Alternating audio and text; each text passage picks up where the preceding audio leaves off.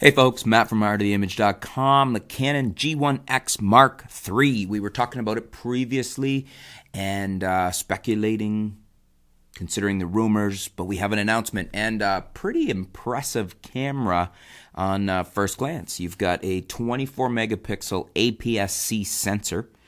Same sensor basically that's in the 70-70 or the M5 from Canon. This is very significant because there's very few fixed lens cameras on the market today that have this large a sensor. An Aps-C sensor in a fixed lens camera is a relatively rare beast and quite a nice size sensor to have in a fixed lens camera. The other thing we've got with this camera is we've got dual pixel AF, which to a lot of vloggers and video shooters and even people that use that very powerful AF system for photography makes this camera a very interesting option to go with as far as what's available on the market. The other thing we have is a quite versatile fixed lens. We got a zoom, 24-72 if memory serves. We've also got a fairly small and lightweight camera.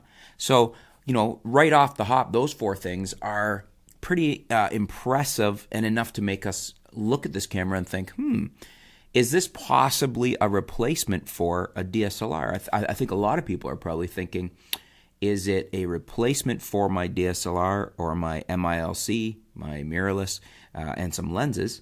Or is it a good add-on to my DSLR that maybe I'll be grabbing this camera for, most of my run and gun or my vlogging, or, it's got a lot of applications. It could be quite handy without having to switch lenses and carry more gear. So it's pretty interesting. I've actually had a look through the specs on it, and I find it to be a very interesting offering. And I've got 12 or 13, I think, points that you may wish to consider about this camera that make it interesting, that make it something that it may be something you would like to buy as opposed to either a DSLR or one of the other offerings on the market, like say the RX10 that's just come out, the new one from Sony, the Mark IV, or any of the other fixed lens cameras. Let's have a look at this beast. So first and foremost, as I said, this thing has a 24 megapixel Aps-C sensor. And this is very significant because we don't have too many cameras with fixed lens that have an Aps-C sensor. That's a 1.5 times crop sensor. As I said, this is essentially the same sensor, if not the same sensor that was in the EOS 70-70 and the M5. So that's the first biggie right there. The second is dual pixel AF. This is a very capable system. This is the system from Canon. It's basically unrivaled at the moment, and that gives us that follow focus, that ability to have camcorder-like smooth follow focus. So if you're tracking a subject, you don't get that stuttery autofocus that we've been known to get traditionally from DSLRs. Sony's gotten very good at this. Canon is, I would say, still the king. Nikon's got a little ways to go here. So nice to see this in Canon's fixed lens G1X offering in the new version of it. The third thing then would be the lens. 24-72, pretty decent lens, 2.8 to 5.6 zoom.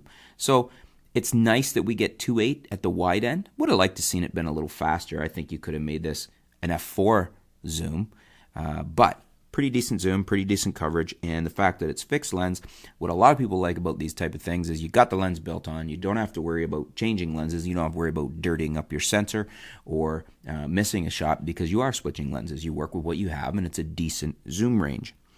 The fourth point that I mentioned in the beginning was the weight. Size and weight, we've got a fairly small camera here and a fairly light camera. We've got it weighing in at 400 grams or 14 ounces, which is quite light, especially in comparison to a DSLR, especially with maybe a comparable lens on it. And nice size and weight, which seems to be a good point of why a lot of people are switching to mirrorless, so here's a good option. The fifth thing I wanted to point out here, which is to me very significant because not everybody is including these on many cameras actually, it's the built-in 3-stop neutral density filter.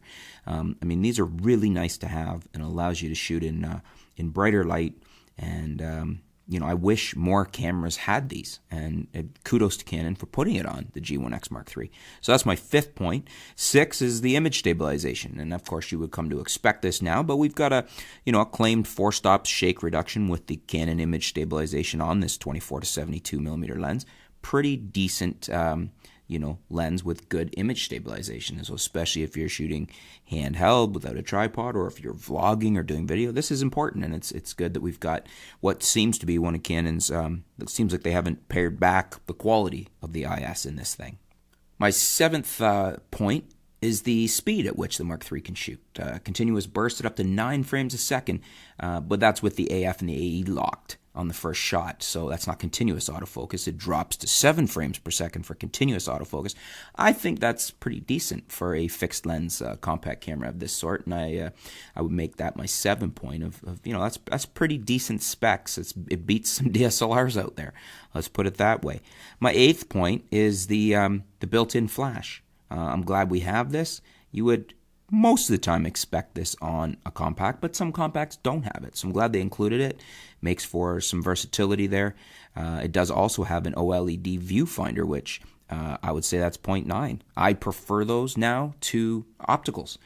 They've come along so far and the quality is so good, and they give us so much ability, such as to see the actual image, what it's going to look like with the shot settings we have, that I just think they're way better now than more desirable than optical.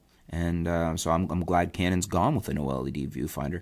The 10th point would be the fully articulating LCD. I love this. I'm glad they've done it. It makes I've said many times that I think this is what you should have on every camera now. I think it's versatile. I think it allows us more options when we're shooting, and especially if you're shooting video or vlogging, but also just photography, the ability to get shots, especially for those of us getting older and, squatting down hard on the knees and things like that. You can just do a lot more with a fully articulated LCD.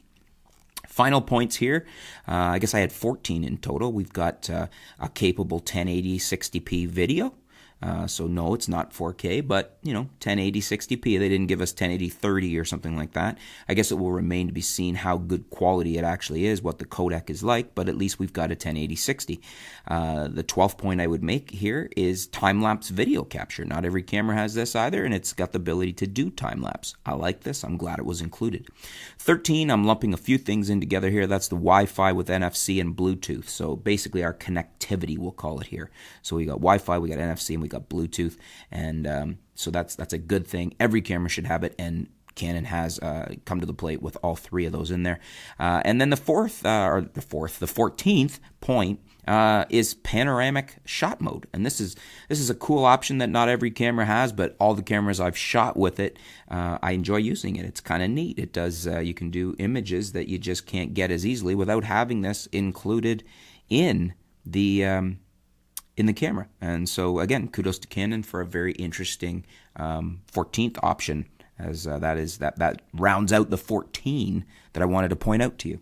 So there you go, folks. That's 14 points I wanted to point out, wanted you to be aware of, want you to consider when you're looking at this camera versus the various competition, or versus a DSLR, or not versus, whether you want to add it to your bag of camera tools. It's a very capable camera. It offers a fair bit. It's not the cheapest camera. I believe we're looking at $12.99 for the MSRP. That may come down over time, but it's definitely a very interesting beast, a very interesting current iteration. This is the Mark III, so I like it, and those are all things that I went through, and I thought, these are all fairly significant. Obviously, to me, the most significant here that we have is the Aps-C sensor. As I said, there's not too many cameras out there with that large a sensor with a fixed lens zoom. But between the Aps-C and the dual pixel AF, those are 2 huge points, and the rest of them are just kind of icing and gravy. Some of them may be important to you. Some of them may be more important to you. Some of them may really influence whether you choose to look at this camera to buy it or you don't, and other points maybe of no interest to you. But a lot of interesting points there, a lot of interesting tech in this camera. What do you guys think? Now that we have this camera released, now that I've gone through these points, maybe you guys have had a chance to review it yourself. What do you think of the G1X Mark III? Is it something you're looking at? Is it something you could care less about? Do you think it's overpriced? Do you think the price is right? What are your feelings on it? Let me know in the comments below. Let's discuss this. Very interested to hear your feedback, as I always am.